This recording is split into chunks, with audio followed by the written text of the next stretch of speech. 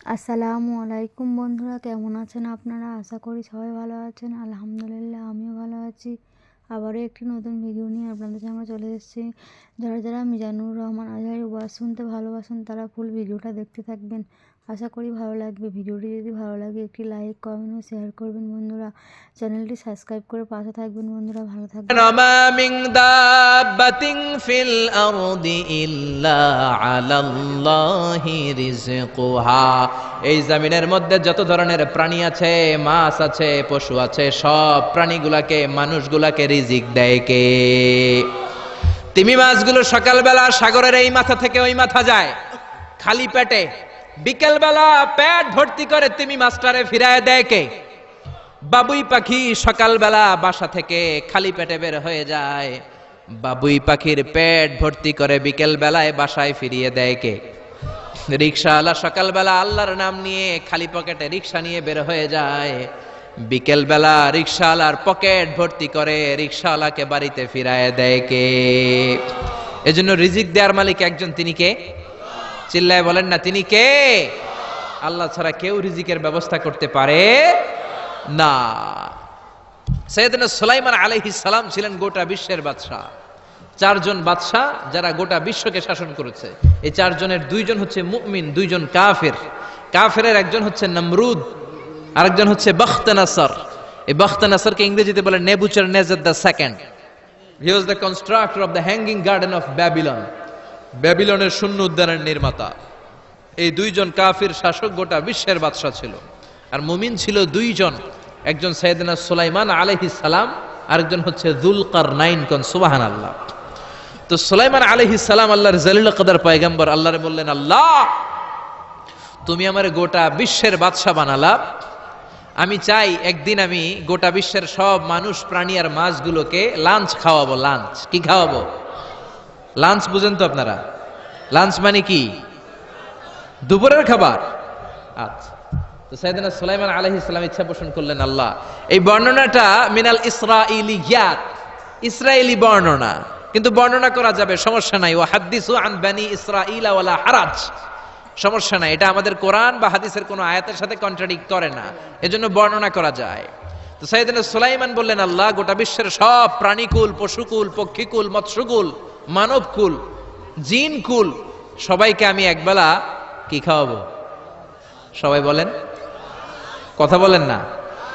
Lunch খাওয়াবো, দুপুরের খাবার। সবাই বলেন, কি খাওয়াবে?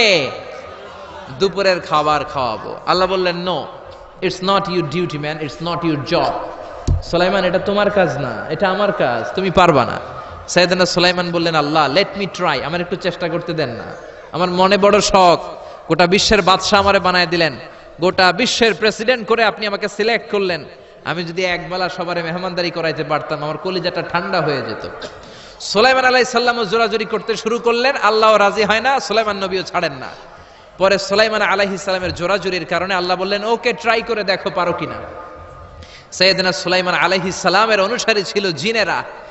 জিনেরা ওনার কথা শুনতো, সব জিনদেরকে নিয়ে বসালো, জিনদের সাথে গোল টেবিল বৈঠক। জিনের বাদশারে বলল, জিনের বাদশাহ, আমি গোটা বিশ্বের সব মানুষগুলোকে একদিন দুপুরের খাবার খাওয়াবো। যাও সাগরের পাড়ে 40 কিলোমিটার জায়গার মধ্যে খাবারের আয়োজন করো। জিনের বাদশা বিশাল বিশাল ডেগ পাতিল নিয়ে সমস্ত জিনদেরকে নিয়ে রান্না বান্নার কাজ শুরু করলো। আফ্রিকার জঙ্গল থেকে আস্ত আস্ত গরুগুলোকে এনে ফ্রাই করতে আরম্ভ করলো, হরিণগুলোকে রোস্ট করতে আরম্ভ করলো, সাগরের তিমি মাছগুলোকে ভুনা করতে শুরু করলো, আকাশের বড় বড় পাখিগুলোকে রোস্ট করতে শুরু করলো। 40 কিলোমিটার ব্যাপী জায়গা নিয়ে খাবার তৈরি করা হচ্ছে, কারণ সাইয়েদনা সুলাইমান আলাইহিস সালাম গোটা বিশ্বের মানুষকে, গোটা বিশ্বের প্রাণীগুলোকে একদিন দুপুরের খাবার খাওয়াবে। তো 40 কিলোমিটার জায়গার মধ্যে খাবারের আয়োজন করা হলো। সাইয়েদনা সুলাইমান আলাইহিস সালাম বললেন, রান্না করতে থাকো। করতে করতে বিশাল রান্নার স্তূপ, বিরিয়ানির স্তূপ, খিচুড়ির স্তূপ, পোলাওয়ের স্তূপ, রেজালার স্তূপ, ঝাল গরুর মাংসের স্তূপ, কোরমার স্তূপ, সব কিছুর স্তূপ করা হলো। ফল মূল মাছ মাংস এনে স্তূপ করা হলো 40 কিলোমিটার এরিয়া নিয়ে। কয় কিলোমিটার? সবাই বলেন, কয় কিলোমিটার? সব যখন রান্না শেষ, চলে এলো সেই মাহেন্দ্রক্ষণ, সেই মাহেন্দ্র দিন, যেদিন তিনি আপ্যায়ন করাবেন। সাইয়েদনা সুলাইমান আলাইহিস সালাম উদ্বোধনী ভাষণ দিবেন, মানে উদ্বোধন করবেন। খাবার উদ্বোধন করা লাগবে না, এটা তো গোটা বিশ্বের মানুষ খাবে, মহাবিশ্বের সব প্রাণী খাবে। উনি উদ্বোধনী বাক্যে বললেন, আমি বেশি কিছু বলতে চাই না। মাছেরা লাইন ধরবে সাগরের এদিক দিয়ে, পাখিরা লাইন ধরবে ডান দিক দিয়ে, মানুষ লাইন ধরবে বাম দিক দিয়ে, জিনেরা লাইন ধরবে সামনে দিয়ে, আর বনের পশুরা লাইন ধরবে জঙ্গলের এদিক দিয়ে। লাইনে লাইনে আসো, তোমাদেরকে খাবার দেয়া হবে সকাল থেকে সন্ধ্যা পর্যন্ত, যার যত মনে চায় পেট ভর্তি খাবার দেয়া হবে। ইন দ্য মিন টাইম সাগরের ভেতর থেকে এক বিশাল আকৃতির তিমি মাছ করে ডেকে বলল, সুলাইমান, আমি লাইন টাইন মানি না। কি মানি না? তুমি তোমার উদ্বোধনী বক্তব্যে বলেছো লাইন ধরে খাবার নিতে হবে, আমি লাইন টাইন মানি না। আমার পেটে প্রচন্ড ক্ষুধা, ক্ষুধার জ্বালায় আমি মরতে বসেছি, আমি লাইন মানি না, খাবার দাও। সাইয়েদনা সুলাইমান আলাইহিস সালাম বললেন, আমি নবী মানুষ, আমি বেলাইন করতে পারি না। সাইয়েদনা সুলাইমান বললেন, আমি লাইন ছাড়া খাবার দিতে পারি না। তিমি মাছ বলে, আমি লাইন মানি না, আমার পেটের ভেতরে এত ক্ষুধা, ক্ষুধার জ্বালায় আমি মরে যাচ্ছি।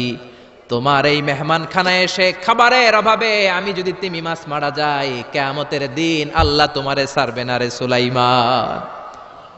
সুলাইমান আলাইহিস সালাম পড়ে গেছে বিপদে। হায় হায়, আসলে এটা যদি মরে যায় তাহলে তো সমস্যা, একটা ব্যাড রেকর্ড হয়ে যাবে, ঠিক কি না?